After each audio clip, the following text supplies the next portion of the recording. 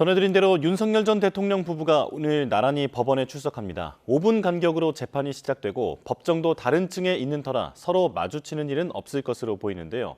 법적 쟁점들 박성배 변호사와 이야기 나눠보겠습니다. 어서 오십시오. 안녕하십니까. 네. 자, 오늘 오전 10시 10분은 김건희 씨의 재판, 그리고 10시 15분은 윤석열 전 대통령의 재판인데 동선을 교정 직원들이 미리 나눠놨다고요? 사실 윤 전 대통령 부부가 전직 대통령 부부로서 동시에 법정에 출석하는 것이 헌정사상 처음입니다. 무엇보다 김건희 씨 재판이 5분 일찍 시작하고 김건희 씨는 3층에서 윤 전 대통령은 4층에서 재판을 받는 만큼 구속된 피고인이 서로 마주칠 일이 없습니다. 그럼에도 불구하고 특히 교도관이 구속 피고인을 인솔해와서 법정 옆 공간에 대기하다 법정에서 호명하면 출석하는 만큼 전혀 동선이 겹칠 일이 없음에도 불구하고 논란을 차단하기 위해서 법무부 교정본부가 두 사람의 동선을 사전 분리했다고 합니다. 일촉즉발의 상황 내지는 돌발 상황을 대비한 사전 조치로 보이는데 법원이 오늘 청사 경비에 많은 시간을 할애해야 할 것 같습니다. 예. 자, 그렇다면 각자 재판의 쟁점을 짚어보겠습니다. 윤 전 대통령 재판에서는 박종준 전 경호처장에 대한 증인 신문이 재개되고요. 그리고 체포영장 집행 당시 현장에 있었던 공수처 검사도 증인으로 채택이 됐는데 당시 상황을 재구성하는 데 주력할 것으로 보입니다. 어떤 질문이 나올까요? 박종준 전 경호처장은 지난 기일에도 증인으로 출석하였다가 오늘 반대 신문이 이어질 것으로 전망됩니다. 무엇보다도 윤 전 대통령 측이 반대 신문을 통해서 특수공무집행방해에 해당하지 않는다는 진술을 끌어낼 것으로 보이는데 윤 전 대통령은 당시에 공수처의 수사권이 존재하지 않았다든가 나아가서 나름대로는 박종준 전 경호처장이 경호처장으로서의 업무를 다하였을 뿐 특수공무집행방해 의사가 없었다는 점을 끌어내는데 주력점을 둘 것으로 보입니다. 다만 이와 관련해서 특검 측은 재차 재신문을 할 수도 있는데 윤 전 대통령 측의 진술에도 불구하고 당시 경호처 간부 실무자들의 진술을 근거로 특수공무집행방해죄가 성립한다는 재주신문을 단행할 가능성이 높아 보입니다.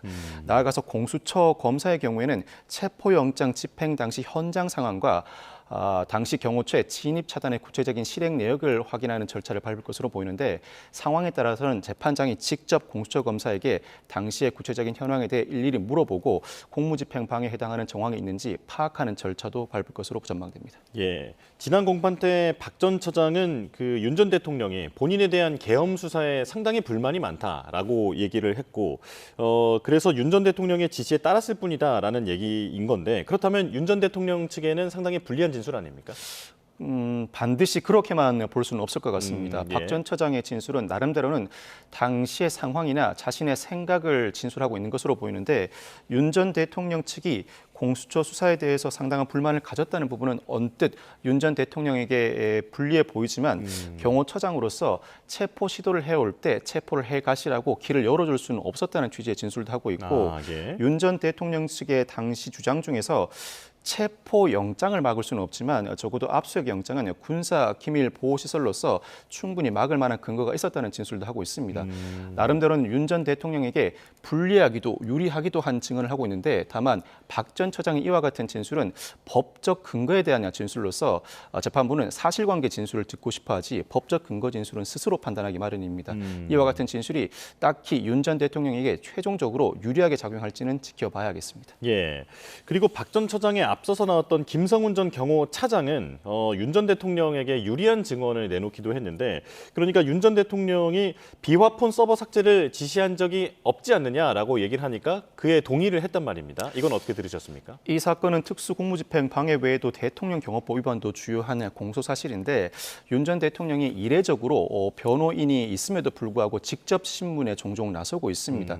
직접 대화를 나눈 인물들에게는 직접 신문을 진행하고 있는 것으로 보이는데 김 전 차장에게 비화폰 서버 삭제를 지시한 적이 없느냐라고 묻자 김 전 차장이 네라고 답변을 했습니다. 다만 이와 관련해서는 그와 같은 사실이 없었다면 관련된 정황을 구체적으로 진술할 법도 한데 김 전 차장이 단순히 네라고만 답변을 한 상황이라 충분한 진술인지는 의문이 제기됩니다. 아마 기소를 단행할 때 특검 측은 김 전 차장에 대한 조사 내용 외에도 당시 경호처 내부의 실무자들 나아가서 확보된 비화폰 포렌식 그 결과를 토대로 당시 대통령의 비화폰 삭제 지시가 있었다는 정황을 주장할 것으로 보이는데 이를 넘어설 정도의 김 전 차장의 진술이었는지는 다소 의문이 제기됩니다. 예. 자, 그런가 하면 윤 전 대통령이 계속 재판에 불출석하다가 최근 연속 출석을 하고 있습니다. 곽종근 전 육군 특전사령관 그리고 경호처 사람들이 나오니까 지금 직접 이제 신문하기까지 하고 있는 그런 상황인데 어떤 전략이 바뀐 것 같거든요. 왜 그렇습니까? 갑자기 지난달 말부터 윤 전 대통령이 내란 재판과 특수공무집행 방해 등 재판에 직접 출석을 하고 있습니다. 무엇보다도 예전에 출석했던 증인들은 윤 전 대통령과 직접 대화를 나눈 증인들이라고 보긴 어렵습니다. 이에 따라서 변호인이 스스로 반대 신문을 진행한다고 하더라도 재판 진행에는 무리가 없다고 판단한 것으로 보이는데 곽 전 사령관이나 박종준 전 경호처장 등은 윤 전 대통령과 직접 대화를 나눈 인물들로서 현장 상황에 대해서 변호인이 아니라 본인이 직접 반대 신문을 진행하여야 유효한 증언을 끌어낼 수 있을 것이라는 판단이 작용한 것으로 보입니다. 실제로 법정에서 사실 반대 신문도 당사자로부터 관련된 의사를 전해들은 변호인이 진행하기 마련인데 변호인을 제쳐두고 윤 전 대통령이 직접 반대 신문도 단행하는 모습을 종종 볼 수가 있습니다. 이를 통해서 재판부의 심증을 어느 정도 흔들 필요가 있고 무엇보다도 당시 상황에 직접 대화 당사자로서 당시 상황을 구체적으로 재현한다면 재판부가 달리 생각해 볼 여지도 있다는 판단이 깔린 것 같습니다. 뿐만 아니라 그동안 상당히 오랜 기간 관련 재판에 불출석해 왔는데 변호인단 내부에서도 이와 같이 오랜 기간 불출석을 하게 되면 1심에서 예상외 중형이 선고된다는 이유로 출석을 권고했다는 의견도 나오고 있습니다. 그렇군요. 일단 지금 최근에 나오고 있는 증인들에 대해서는 지금이 승부처다라고 지금 윤 전 대통령 측은 파악하고 있는 것으로 보이는데요. 자, 김건희 씨 얘기로 가보겠습니다. 김 씨 재판에서는 공천 개입 의혹 그리고 정치 브로커 명태균 씨 반대 신문부터 시작하게 되는데 어떤 내용이 나올까요? 명태균 씨 반대 신문은 김 씨 측 변호인이 진행하게 됩니다. 무엇보다도 김 씨가 명태균에게 여론조사 결과를 제출해달라고 요구한 바 없는 것 아닌가, 일방적으로 여론조사 결과를 제시해줘 본 것에 불과한 것 아닌가의 신문이 집중될 것 같습니다. 나아가서 이 사건이 문제되기 이전부터, 즉 대통령이 당선된 이후에 김 씨가 명태균 씨와 관계 끊기를 진행해 왔다는 점에 대해서도 신문이 집중될 것으로 보이는데 아마 김 씨 변호인과 명태균 씨 간의 입씨름이 상당히 오랜 기간 지속될 가능성이 높아 보입니다. 예. 뿐만 아니라 이 사건은 특검이 이 사건 재판이 진행되는 과정에서 관련된 정치자금법 위반에도 이를 넘어서서 공직선거법 위반, 즉 무상 여론조사 대가로 김 씨 측이 김영선 전 의원에게 공천을 부여했다는 수사를 확대할 가능성이 높아 보이는데 오늘 증인 신문에 출석하는 명 씨와 김 씨 측 변호인 간의 대화를 바탕으로 특검이 수사를 확대할 가능성도 더러 존재합니다. 다만 예. 특검으로서는 수사 기간이 1개월 정도밖에 남아있지 않습니다. 상당히 빠듯한 일정 속에서 관련된 재판을 병행하면서도 애초에 예정해 두었던 수사도 박차를 가할 것으로 전망됩니다. 예. 자, 그런가 하면 지난 그 서울시 국감에서도 부각됐던 내용인데, 그러니까 내일 원래는 오세훈 서울시장과 명태균 씨의 대질 신문이 예고돼 있지 않았습니까? 그런데 명태균 씨가 갑자기 안 나가겠다라고 하는데 왜 그런 겁니까? 이 사건은 지난 서울시장 재보궐 선거 당시에 명 씨 측이 오세훈 서울시장에게 무산 여론조사를 제공했다는 의혹입니다.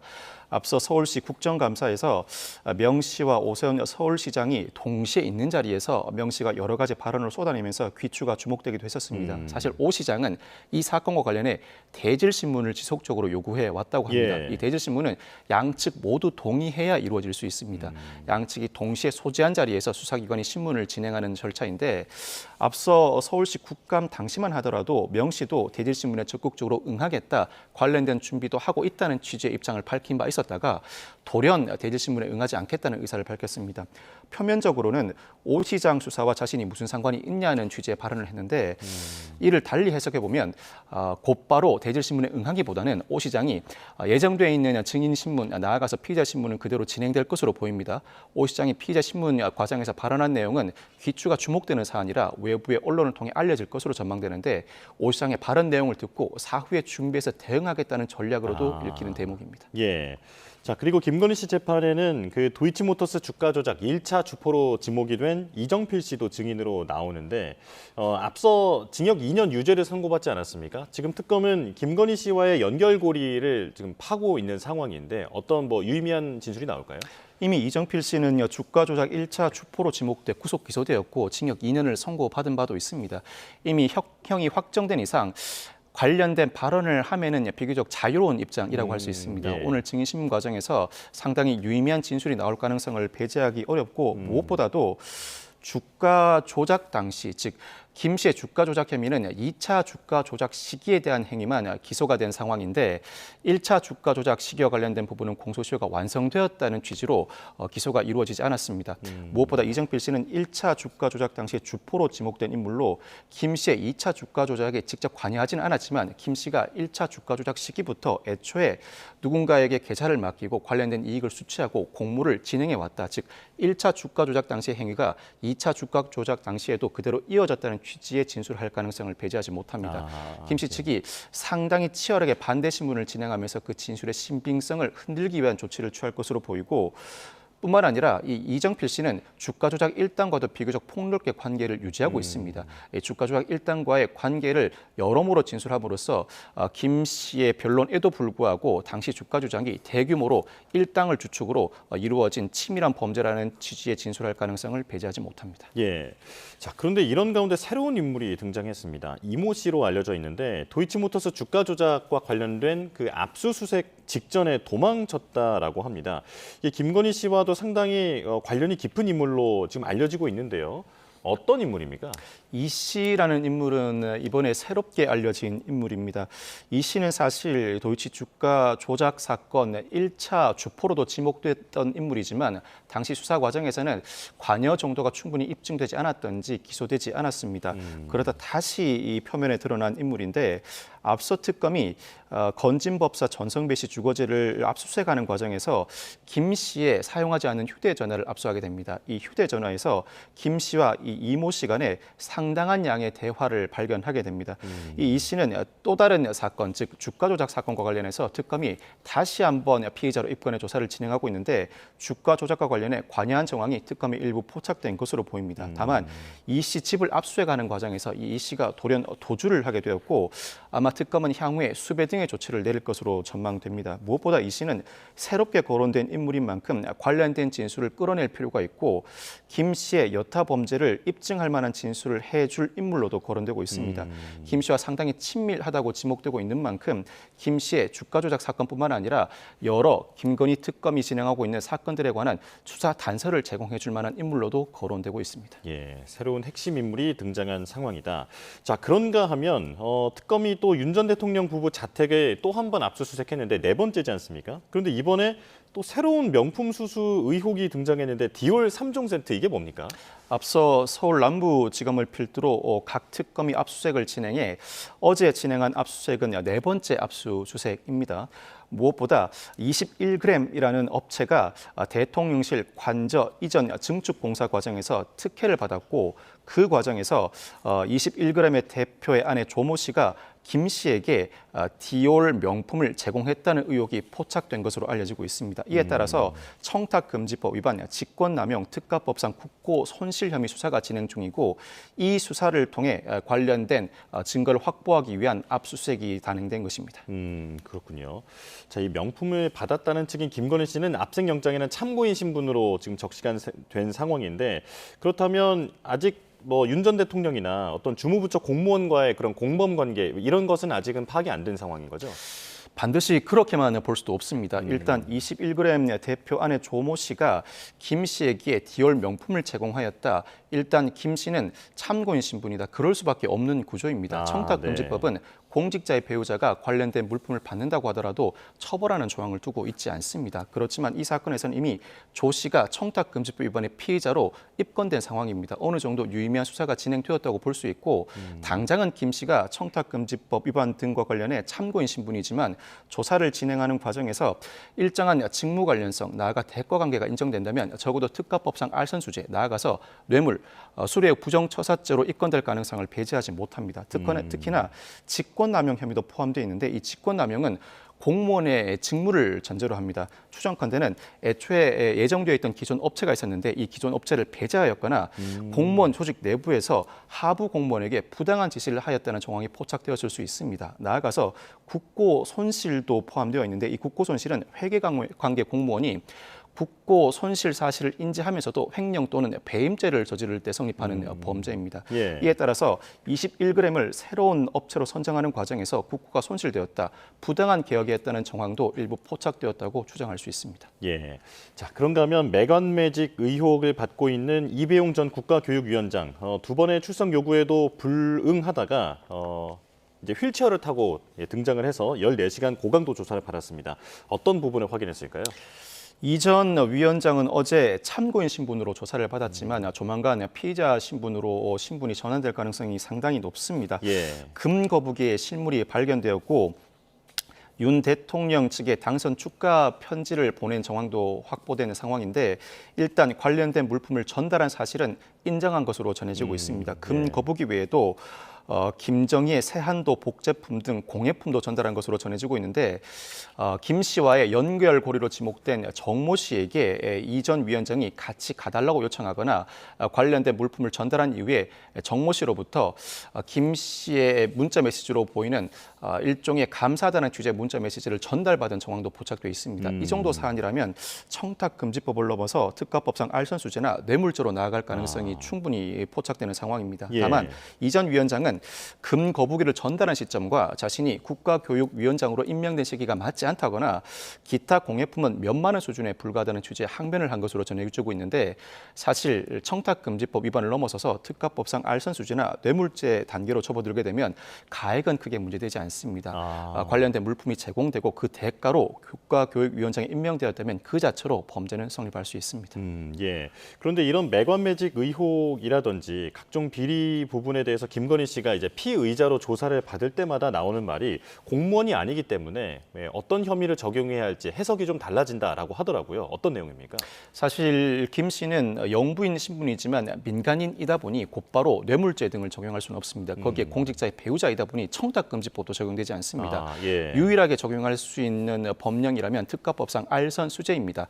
즉 일정한 특혜를 부여하는 등 각종 특혜 부여 과정에서 자신이 공무원의 직무에 대해서 알선을 한다는 명목으로 각종 금품을 받게 되면 특가법상 알선수재죄가 성립하게 됩니다. 그렇지만 관련된 수사기관은 이 수준에서 만족하지 못합니다. 이를 넘어서기 위해서 여러모의 조치를 취하고 있는데 윤 전 대통령을 포함한 어떠한 공무원이든 한 명의 공무원과만이라도 공모를 하게 된다면 이때는 뇌물죄로 그 포석이 상당히 넓어지게 됩니다. 예. 뇌물죄 나아가서 돈을 받고 실제로 특혜를 부여했다면 수뢰의 부정처사죄가 되고 실제로 관련된 금품을 제공한 인물은 알선수재에서는 제공자를 처벌하는 규정이 존재하지 않지만 뇌물죄 단계에 접어들게 되면 뇌물공여죄로 폭넓게 처벌되게 됩니다.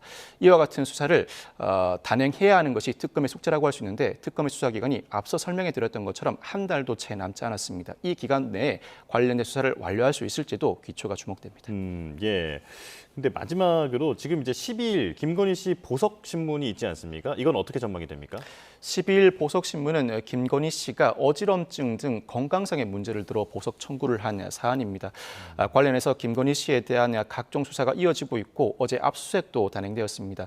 김 씨 변호인 측이 보석신문에 영향을 주기 위한 부당한 의도라고 강력하게 반발하고 있는데 사실 필요적 보석이 아니라 건강상의 문제를 이유로 둔 임의적 보석은 관련된 여타 수사 내용을 참작하지 않습니다. 그렇지만 현실은 즉 보석 여부를 결정할 때에는 관련된 수사에 영향을 미치지는 않을까 재판부는 고민을 하지 않을 수가 없습니다. 관련된 수사 기록이 일부 현출될 가능성이 있고 무엇보다도 김 씨의 건강이 보석을 허가할 정도인지 향후 석방되었을 때 현재 재판을 받고 있는 사안뿐만 아니라 관련 수사에 어느 정도 영향을 미칠지 재판부가 숙고할 것으로 전망됩니다.